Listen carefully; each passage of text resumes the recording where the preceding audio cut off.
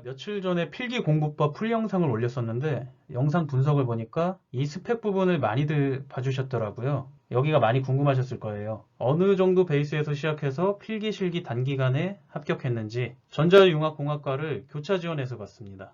그런데 자 솔직하게 말할게요. 전기 노베이스입니다. 전자융합공학과인데 어떻게 회로 이론 전자기학을 모르냐 하실 수 있는데요. 진짜 노베이스입니다. 제가 처음 공부했던 발자취를 보면 바로 아실 수 있으실 겁니다. 회로 이론만 3회 독한 경험을 잠시 후에 말씀드리겠습니다. 제가 고등학교 문과 출신이라 미적하고 기하 벡터를 안 배웠습니다. 안 배워서 어느 정도 개념만 잡고 시작했고요. 대신 수학은 잘했습니다. 수리 나형까지는 잘했죠. 굉장히 제가 수학을 좋아했고요. 그래서 수학 과외랑 학원 강사 그리고 공부방 운영까지 꽤 오래 했었습니다. 그런데 전기기사를 취득하는 데는 전기 이론을 10이라고 하면 수학은 1밖에 안 된다고 생각해요. 전기기사에서 요구하는 수학적 지식이 얼마 안 돼요. 이 전기기사 요구하는 수학적 지식을 쌓는데 2주일이면 충분하다고 생각합니다. 중3 때 루트 배우잖아요. 루트를 알고 있는 가정하에 2주일 정도면 아주 충분하다고 생각이 들어요. 별거 요구 안 해요. 많이 필요 없고요. 그리고 유튜브에 강의 많이 있습니다. 그냥 수학 강의가 아니고 전기기사 따기 위해서 필요한 수학 강의 있는데 이런 거 많이 찾아보시면 좋을 것 같아요. 유튜브에 강의 많이 있습니다. 이 중에 연구맨 채널의 전투수학 제가 추천드릴게요. 제가 실제로 보지는 않았는데 구성이 굉장히 좋더라고요. 그리고 제가 처음으로 전기기사 공부할 때 이 연구맨 채널의 회로 이론을 듣고 시작했습니다. 아주 기초적인 지식을 쌓는 데 도움을 주고요. 그 다음에 전기기사를 시작하는데 자신감을 불어넣어줘요. 재밌고요. 이 채널의 회로 이론을 들으면서 전기기사를 시작할 수 있었습니다. 그리고 바로 다산에듀 책 사가지고 회로 이론 쭉 돌렸어요.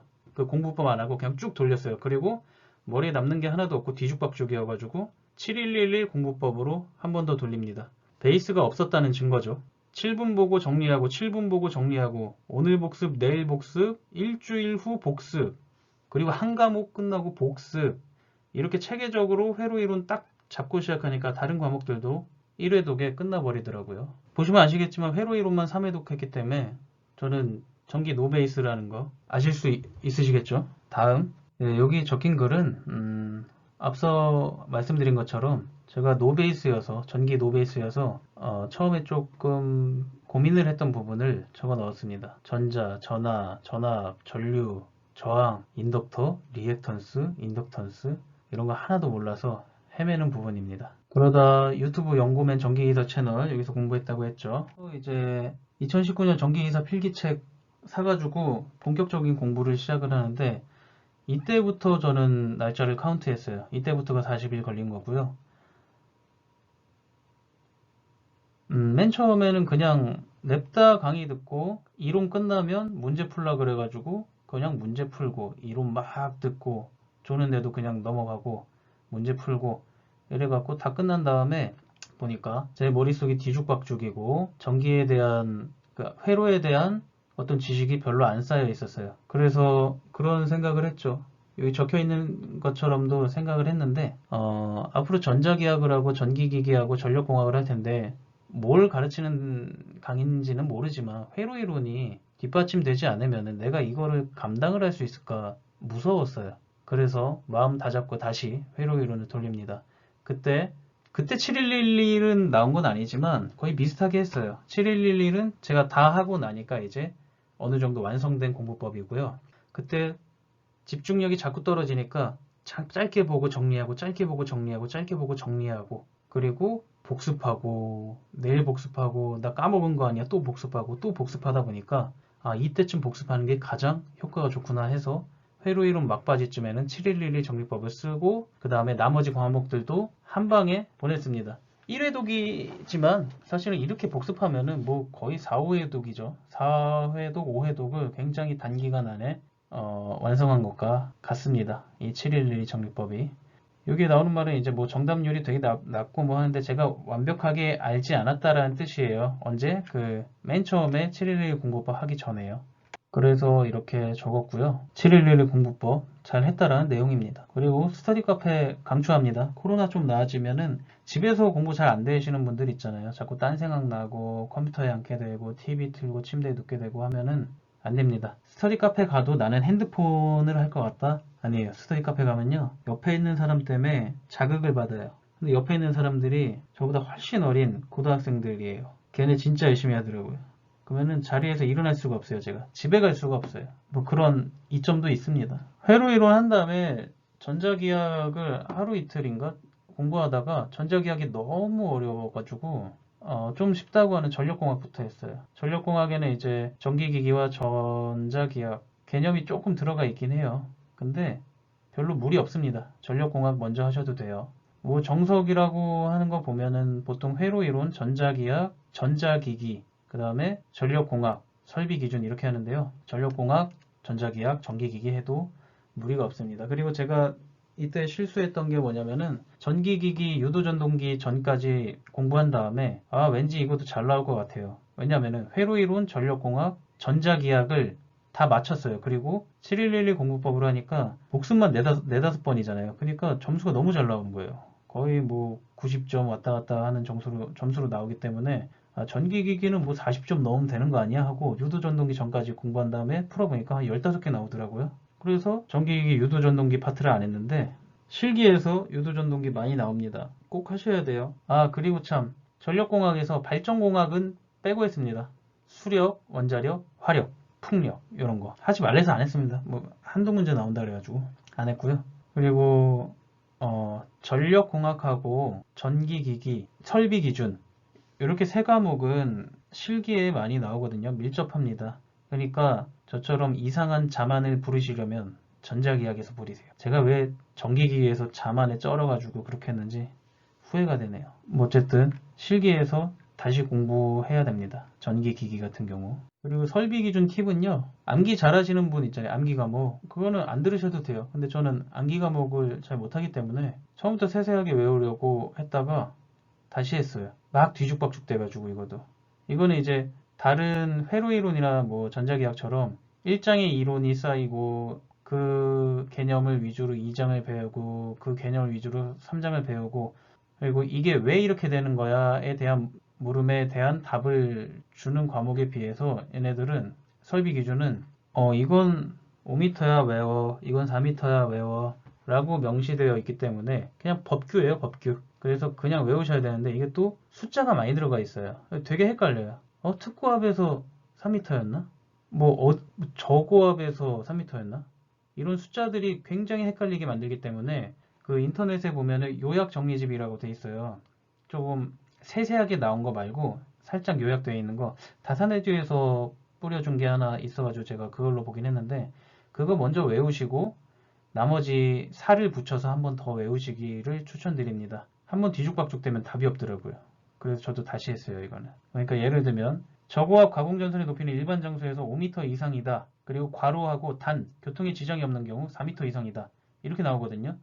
근데 한 번에 이 괄호까지 다 외우지 마시고 괄호 빼고 외우신 다음에 나중에 괄호까지 있는 거를 살 붙여서 외우시면은 훨씬 수월하실 거예요. 제가 직접 그렇게 했습니다. 그리고 설비 기준을 공부하고 나니까 남는 시간은 일주일 정도였고요. 제가 하루에 7강에서 9강 정도씩 진도를 나갔던 것 같아요. 그리고 일주일 동안 복습과 문제풀이를 계속했는데 정리 노트를 좀 많이 읽었어요. 못 풀었던 짝수 문제풀이는 전체 짝수 문제 반도 안 풀었던 것 같아요. 네, 차라리 그때 틀렸던 홀수 문제 중에 틀렸던 문제를 더 많이 풀었던 것 같아요. 뭐 루트 3을 안 나눈다든지 이런 짜잘한 그 실수들 있잖아요. 그런 것들도 더 많이 잡혔고요. 그 다음에 CBT 그러니까 모의고사는 한 3회 정도 풀고 갔습니다. 그러니까 총 문제 푼 수로 그때 계산했을 때는 4개년인가 3개년 문제 수더라고요. 다 푼 거 보니까. 그리고 CBT를 풀면서 그러니까 모의고사를 풀면서 느꼈던 게 뭐 이렇게 하나 저렇게 하나 기출이었던 거나 신출이나 뭐가 나오든 그냥 나는 내 점수 나오겠구나 라는 생각이 들더라고요.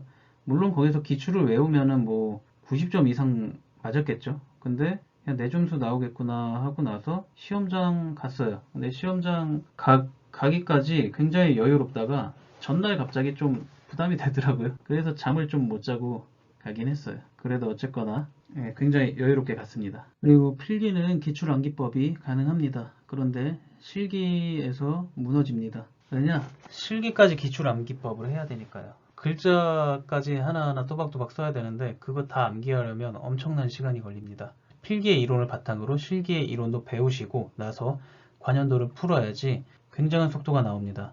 저 같은 경우는 관연도를 처음에는 1회차 할 때 2시간에서 2시간 반 걸렸어요.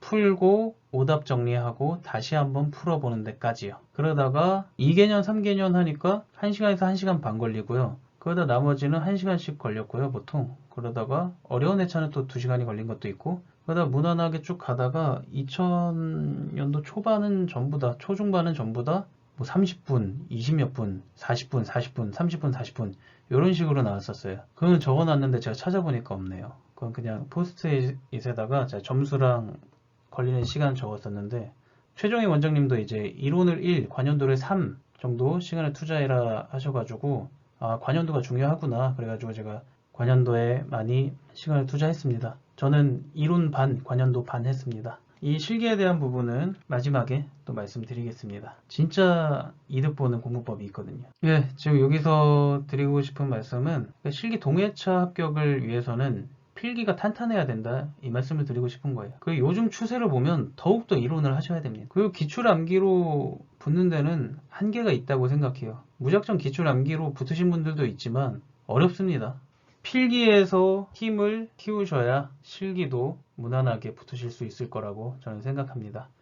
이 공부법을 보시고 정말로 따라해 주셨으면 좋겠습니다. 그래서 꼭 단기간에 합격하셨으면 좋겠습니다. 컨디션 조절을 말씀드릴 건데요. 저는 잠을 엄청나게 충분히 잤습니다. 9시에서 10시간 정도 잤어요. 일어났을 때 피곤하면 더 잤어요, 그냥. 그리고 이어플러그 항상 꽂아서 잤고요. 잠 중간에 깨면 너무 싫고, 그 다음에 모기 때문에 깨는 거를 방지하기 위해서 모기장 있잖아요. 이렇게 원터치로 이렇게 펼쳐지는 모기장 얼마 안 하거든요.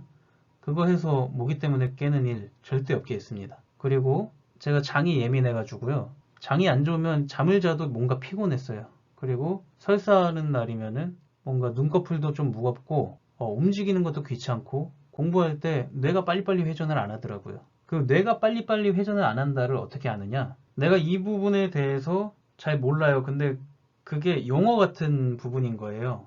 그림으로 좀 보고 싶다. 뭐 예를 들면 뭐 주상변압기나 컷아웃 스위치나 이런 것들 있잖아요. 그게 너무 머릿속에서 안 떠올라가지고 그 이미지화가 안 돼가지고 잘 모르겠는데 한번 보고 싶다 해가지고 네이버 검색하는 거 있잖아요. 그렇게 네이버 검색을 하면서 공부를 했는데 오늘따라 네이버 검색하기가 귀찮아. 이러면은요 진짜 컨디션이 안 좋은 거더라고요. 공부도 속도도 빨리 안 붙고 그게 장이 안 좋을 때 꼭 그러더라고요. 기운이 빠져 있으니까 뭘 하기도 다 귀찮고 그런 거예요. 그때 저는 고구마를 5kg인가 10kg짜리 시켜가지고 매일매일 먹었어요. 그래서 장을 지켰습니다. 컨디션도 좋아졌고요. 그리고 밤늦게 뭐 먹고 안 잤어요. 그렇게 컨디션 조절을 했습니다. 사실은 이게 이렇게 기초가 돼야 이 컨디션이란 게 기초가 돼야 공부를 빡세게 할 수 있거든요. 컨디션 조절, 자신만의 컨디션 조절 있잖아요. 그거를 꼭 해주시길 바랍니다. 저 같은 경우는 이제 겨울철 되면은 가습기는 꼭 틀고 자고요. 가습기 없으면 저 못 잡니다, 아예. 그리고 모기 때문에 못 자는 일 없게 모기장도 있고요. 장 안 좋을까봐, 탈날까봐 집에 이제 카베진도 있고요. 고구마도 항상 준비해 놓고 스맥타라는 약이 있거든요. 위랑 장 보호하는 거. 스맥타도 항상 구비해 놓고 여러 가지 약들이 있습니다. 그리고 장에 과민성 대장증후군 환자들에게 비타민 D가 부족하다고 많이 나오더라고요. 비타민 D를 섭취하면은 과민성 대장증후군이 좀 나아진다는 그 기사가 있더라고요. 그래서 요즘은 또 비타민 D도 챙겨 먹고 있습니다. 쉽게 딸 수 있는 자격증은 아니라고 생각합니다. 단기간에 굉장히 열심히 하고 굉장히 빡세게 그리고 굉장히 체계적으로 해야만 붙을 수 있는 자격증이라고 생각합니다. 단기간에 쉽게 얻기 위해서 공부법을 찾고 계신다면 아마도 기출암기법에 혹하실 수 있으십니다. 근데 그거는 저는 굉장히 만류하고 싶습니다. 단기간에 빡세게 같은 시간을 공부하더라도 굉장히 효율적으로 그 효율을 극대화시킬 수 있는 공부 방법이 제가 제시한 이 7111 공부법이라고 생각합니다. 이 공부법에 대한 이해가 어느 정도 납득되셨다면 바로 실천에 옮겨주시길 부탁드리겠습니다. 모두 정기기사 붙길 바라겠습니다. 저는 다음 실기공부법으로 다시 찾아뵙겠습니다. 감사합니다.